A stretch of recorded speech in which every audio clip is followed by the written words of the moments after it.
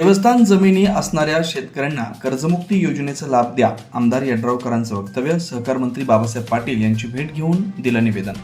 पुण्यश्लोक अहिल्यादेवी होळकर शेतकरी कर्जमुक्ती योजना 2025-26 अंतर्गत कोल्हापूर जिल्ह्यासह शिरोळ तालुक्यातील देवस्थान इनाम आणि वक्फ जमिनी कसणारे हजारो शेतकरी केवळ तांत्रिक कारणामुळे लाभापासून वंचित राहत असल्याचा मुद्दा आमदार डॉक्टर राजेंद्र पाटील यड्रावकर यांनी राज्याचे सहकार मंत्री बाबासाहेब पाटील यांच्या निदर्शनास आणून दिला. यावेळी आमदार यड्रावकर त्यांची प्रत्यक्ष भेट घेऊन या संदर्भातील सविस्तर निवेदन सादर केलं.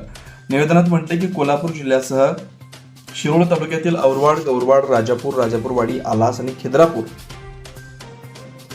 या गावांमधील बहुसंख्य जमीन ही देवस्थान अथवा इनाम अथवा वक्फ प्रकारातील आहे. या जमिनी पिढ्यानपिढ्या शेतकरी कसत असले तरी जमिनीच्या 7/12 उतारावर देवस्थानचं नाव असल्यानं शेतकऱ्यांच्या नावावर मालकी नोंद नाही.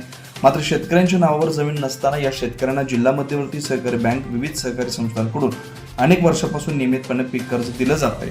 सध्या सुरू असलेल्या पुण्यश्लोक अहिल्यादेवी होळकर शेतकरी कर्जमुक्ती योजनेसाठी आधार प्रमाणीकरण करण्यासह ॲग्रिस्टॅकमध्ये नोंदणी अनिवार्य करण्यात आली आहे. ॲग्रिस्टॅकमध्ये नोंदणीसाठी जमीन संबंधित शेतकऱ्यांच्या नावावर असणं आवश्यक असल्यानं या गावातील हजारो पात्र शेतकरी केवळ तांत्रिक अटीमुळे योजनेच्या लाभापासून वंचित राहत आहेत.